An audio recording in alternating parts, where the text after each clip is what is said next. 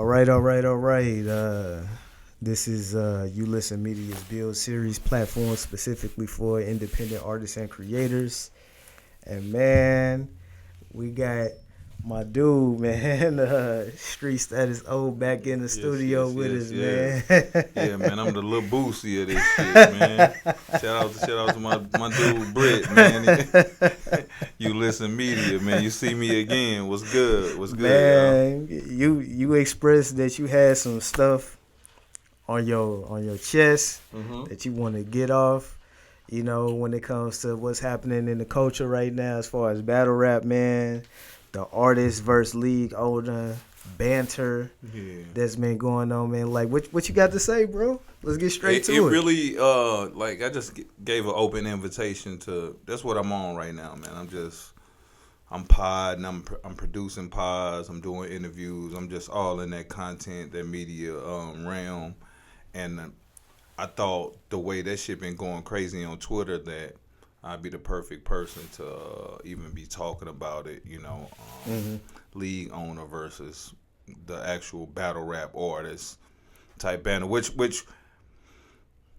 I never battled before, but you know, I've been all for the artist. Yeah. You know what I mean? It ain't like I just been a league owner nigga who didn't give a damn about the artist. Yeah. You know what I mean? So I think that my era league owner versus this new shit that's going on, a lot of battle rap leagues are just like glorified party promoters. Uh-huh. You know what I mean? They just looking for a way to get individuals in the building, sell some tickets. You know what I mean? So, but I think one of the things was I think it may have been Real Deal. I'm not mistaken, that made a tweet and he said that if you're an artist, if a battle rap league books you, you should definitely get some type of compensation. Yeah. And I think that I think the first thing that these new people that have like in the past 5 years maybe got into this culture, they automatically think money. You know what I mean? And we always have the money conversations when it comes to, when I'm on You Listen Media, when it comes to battle rap culture and shit. And the compensation is not in money. Well, it don't start off with money. Uh-huh. You have to understand that I come from when Hitman and was getting like $100 or $200. Right. You know what I mean? So we talked about that before. Hitman probably went from $100 to $100,000. Right. You know what I'm saying? Uh-huh. But like everybody that came behind the Young Ills, Hitmans, they wanted that stardom. Yeah. You know what I'm saying? So that was their compensation. It was like a lot of niggas was rappers that wasn't really getting the engagement that they were getting when it came to their rapping career. So they figured they could transition into battle rap and get more people to tune in. But you know, during that time though, you know, it was about getting the deal. Mm-hmm. You know, they was rapping to get a deal. Mm-hmm. They wasn't trying to be, well, at least then, somebody trying to be a professional battler wasn't even thought of. You know what I'm saying? People was battling to get a deal. That wasn't an industry. Uh-huh. It wasn't an industry where people were, you know, being successful or getting a bag. Right. You know what I mean? Everybody was starting off was trying to get a deal. Mm-hmm. I think that we really showed St. Louis, shit, not even just St. Louis. I think we showed the nation that it wasn't, you can be independent, you know what I mean? And this was a time when, you're right, everybody wanted a deal. You still think about it this day, a lot of people do independent shit, but they still take a deal at the end, in a heartbeat, you know what I'm saying? So but that was the compensation, man. That was the compensation for, and I think league owners, a lot of the early league owners, they don't get enough respect for basically giving individuals that's still eating to this day an opportunity to grace their platform You know what I'm saying? And your career was built. You kind of understand when it in battle rap, it don't take you no money. You don't invest no money. You know what I mean? The battle rapper don't invest no money, bro. I respect their time and all of that shit. I promise I do. But they don't have to invest 1 red cent, dog. I think that's the issue that we having when we talking about the culture of battle rap and why it's not doing as well as it should, and whose fault is it? You know what I mean? Because we seeing a lot of talk. Well, it's not what it was, and it's it ain't never gonna be is going downhill. And just looking at the aftermath of what happened with T-Top and his event is like, bro, that's crazy, man. Out of seven battles, five battles didn't get done. 5. At StreetStatus, man, we call that a complete debacle. That's what we like when somebody had a bad event in the city or something, we would call it a debacle. And I think, and I respect T-Top for hustling and all of that, but it be so much behind the scenes shit. Like, for real, to be honest, who has a bag to go fund a battle rap event by themselves? A star-studded battle rap event by themselves. URL. and at this moment, do they really even have it does URL even have it? They haven't had cards of that magnitude in quite some time. I mean, it's been I might get this, you can correct me on this, but like it seems like when it comes to URL and doing the big events that they want, like the Summer Madnesses and stuff like that, the issue have been the battle rappers not wanting to accept the compensation that they was. It's always a negotiation issue now. You know what I'm saying? To where it wasn't like that in previous years. You know what I'm saying? So I feel like they could, but it's like, yeah, they could if they find an investor. Let's take a walk down memory lane here.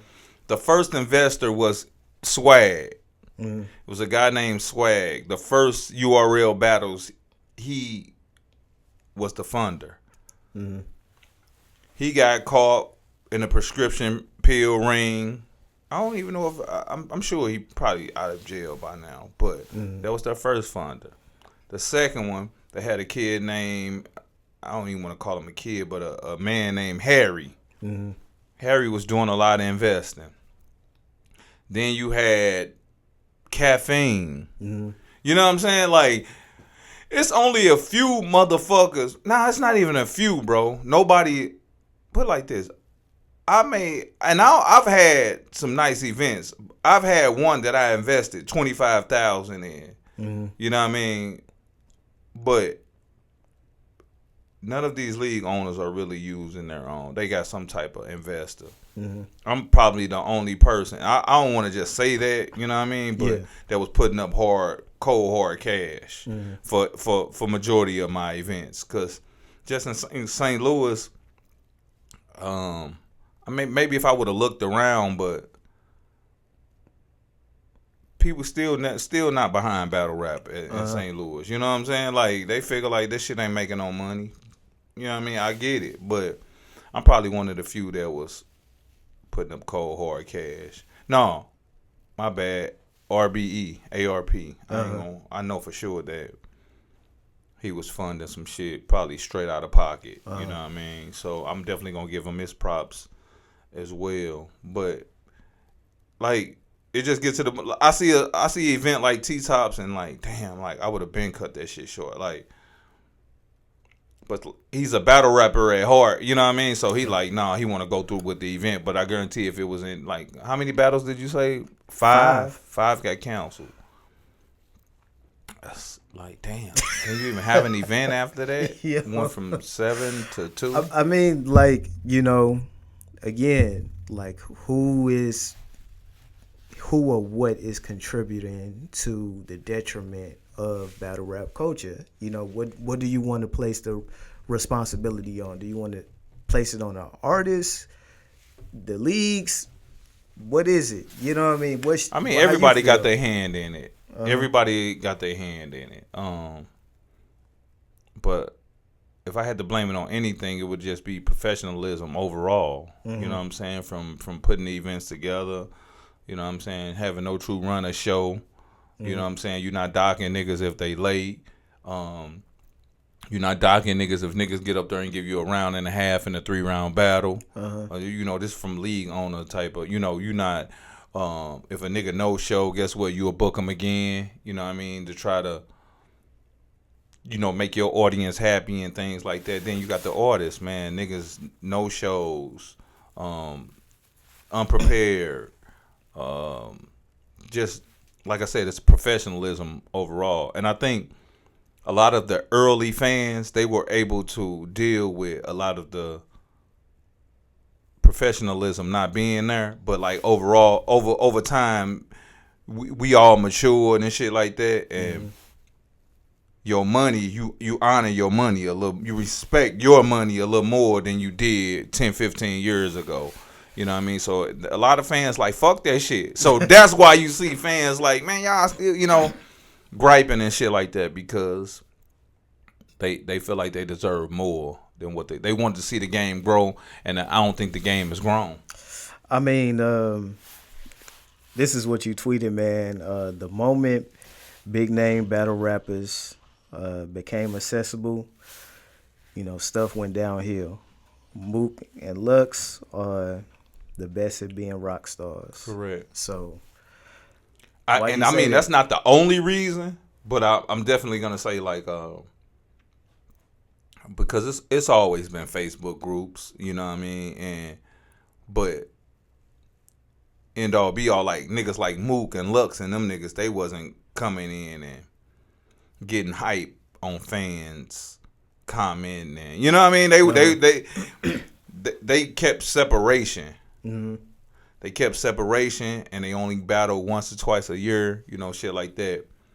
And and for sure, that when you book these niggas for those bags, they gonna give you your money worth. Yeah, you know what I mean. And so I tweeted that just to say that, like, just imagine your favorite wrestler. You love your favorite wrestler or whatever back in the day or some shit. Just imagine you having a one-on-one conversation with him, and you like, man, this nigga a dick. You know what I'm saying? This nigga is not who I thought this nigga was. Mm-hmm. That's what happened, bro. Mm-hmm. You know what I'm saying? To a lot of battle rappers turned fans off, bro. Like, man, this nigga like he a lame, or you know what I'm saying? This nigga ain't as cool as I thought he was. And that's what happened with a lot of the being accessible to the fans. They really got to peep into their life, peep into their personality, and niggas like, nah, this nigga ain't who I thought he was. I almost thought you meant like, as far as like a lot of the top tier names came from, URL. Mm-hmm. And whenever they in whatever contract disputes, negotiations, or whatever, they end up taking the bag somewhere else. You know what I mean? Mm-hmm. And that having, diluted. You know what I mean? That's not what I meant. But now that you say that, we can definitely talk about that, because that's definitely a reason. Because that's come up a lot. You know what I mean? It's just like this. URL. Okay, so URL say they're gonna give you 4 battles a year or whatever. A nigga ribs touching. You got a battle in January. Your next battle ain't till April. Do you think that? No, nigga, I don't have a 9 to 5, or nigga, I'm trying to work part time, or I'm such and such rapper, and I don't want to see nobody.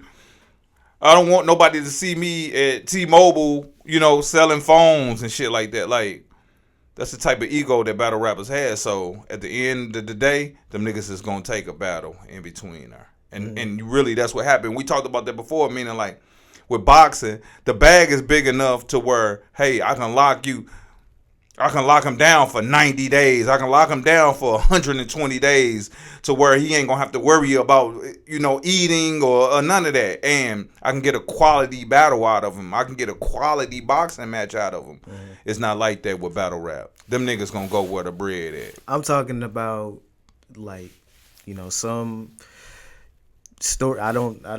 Mm-hmm. It's been talked about how, battle rappers would try to charge smack more, but a smaller league less. You know what I mean? And that having. I think that's bullshit. Okay. I think that's bullshit. So that's not happening. That's not common at all. No. It's so backwards, and you can ask any smaller league owner or whatever that you want to call it. Mm-hmm. Unless you have a relationship with them to where they give you a relationship price or something like that at the end of the day. But guess what? If you get a relationship price, then you get relationship performance. Mm-hmm. You know what I'm saying? Meaning like nigga gonna give you whatever, you get $700 performance. But I think with URL, I think they try to tax URL. I think URL get better plays with the artists than the smaller leagues does, because I can go to URL because URL has reach. They get engagement. I'm going to be a star when I'm on a platform, opposed to, shit, I don't know what it's going to do when I go down to these smaller leagues. So I want my money's worth. Mm-hmm. You know what I'm saying? So if URL can get a nigga to battle for $500, $750. They'll try to come down to a smaller league and charge them $2,000-$3,000. You kind of understand what I'm saying? That's how it really is. Mm-hmm. Don't let nobody tell you anything different. Like I said, you can ask other league owners and shit like that, and they definitely gonna let you know that what I'm speaking is facts, man. Niggas really be trying to, knowing that the smaller league don't even have it like that. I'm talking about the top tier battle artists.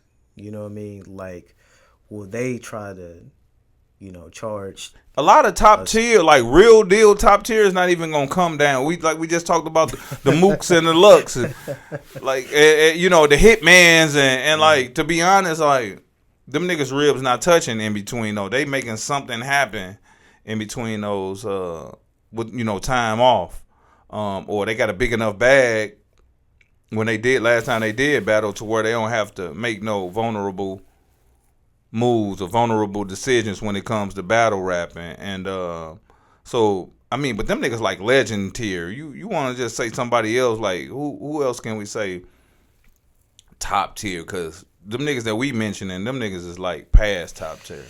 Well, I'll pose a different question to you. What do you think is hurting the culture right now, battle rap culture? People complaining everywhere. What do you think the reason is? Shit, it's a multitude of things. Shit. For one, like I said, a lot of the true fans are phasing out of battle rap. Mm-hmm. The people who have been there from day one, they don't have time to deal with all the bullshit that comes with it. You can work 70 hours a week and shit. You think you want to go jump on Twitter and hear some nigga talking crazy to each other. You know what I'm saying? Like, it's just, it gets immature, man. Uh-huh. You know what I'm saying? Like, it just gets immature. So, a lot of the true fans are phasing out. The funding. We talk about the funding. Mm-hmm. What the fuck can you do without funding? In any, I mean, in any facet of life, what can you do without money?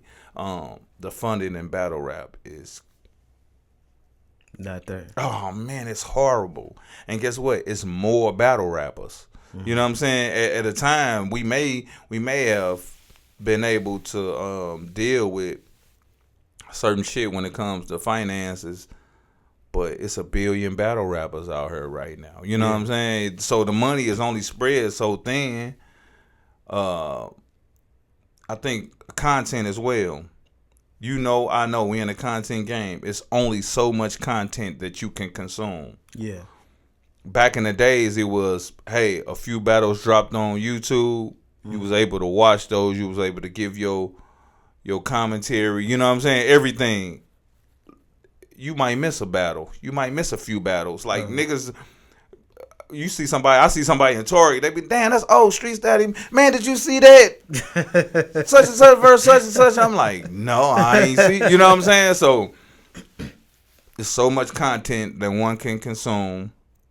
Go back to the unprofessionalism. When these niggas just start cheating the game, the battle rappers just start cheating the game, man. They start not wanting to put on award-winning performances and shit like that, man, and just start cheating the game. So that's a few of them. What do you think about, like, just a lot of the leagues, the smaller leagues or just other leagues that are not URL, just kind of getting to the point where, like, the talent, I mean, you kind of milk the top tier URL names, you know, as far as you can. You know what I mean? Because, like, I mean, a lot of the people, like, you know, Hitman or Tay-Rock or Mook or, you know, a lot of them, I mean, we getting to the point to where, like, we didn't see them, you know, battle, like, they run out of matchups. All of the people that we would want them to see matched up. And it seems like a lot of the other leagues haven't produced any new talent. You know what I mean? So could that be a contributing factor? That's definitely a contributing factor. It's hard to be a star behind the paywall, though. So back in the days, URL was dropping their shit. Okay, because let's just get this understood. They are the leading league in the battle rap culture. Mm-hmm. Period. They used to drop on YouTube. You could become a star overnight. A nigga couldn't have saw you ever in his life. But if they dropped a battle and that battle was nice and you did your thing, you was a star overnight. Mm-hmm.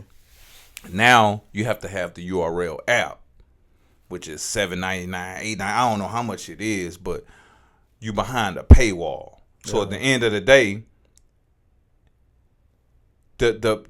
it's okay. Did we talk about the Breakfast Club, right? Been watching them for years. Guess what? They dropped on YouTube. Mm-hmm. Now they're on Netflix. And the fucking fans are going crazy because you can be a nigga with a Netflix account. Let's get that. So that's not what you're used to. Yeah. That's not how you used to consuming the Breakfast Club. Mm-hmm. So you griping. You know what I mean? And I think that's the same thing with URL and growing a culture. Niggas can't become stars behind the paywall because it's a million niggas that can rap. But another factor is none of the OGs are shining light on the up and coming stars. Mm-hmm. They comfortable in their skin and being where they at in they place that they not really embracing what the new stars got. You know what I'm saying? It'll be like a nigga can be hard, like tough, like this dude a killer, but like the OG's not really gonna embrace him and show love because they still in the game. Mm-hmm. You know what I'm saying? And in battle rap, it's just easier to shit on somebody. Meaning like, man, that motherfucker ain't do no views, or boy, you only got 1,500 followers, or you know, anything to discredit the next man. That's how it is in the battle rap culture. So yeah, the OG's not shedding no love to the up and coming stars. So that's another reason as well, bro. I mean, like when it comes to URL, right? Mm-hmm. Wouldn't it make sense for them now to try to keep a lot of the talent that come, you know, who got big or got, you know, a lot of their, you know, fame and attention, whatever, on that platform, for them to be more protective of it, you know, because you can get these other leagues who would, you know, try to get the same guy that they just had on their platform. You know what I mean? And we having the problems that we having right now as far as not getting the biggest battles on the biggest leagues. Mm-hmm. Like, don't it make sense for them to have that paywall? That makes a lot of sense. That makes a whole bunch of sense. But at the end of the day, can they really lock these artists down? Can you really lock them down? Meaning, like, even contractually, we saw people be in a contract and still say, man, fuck that.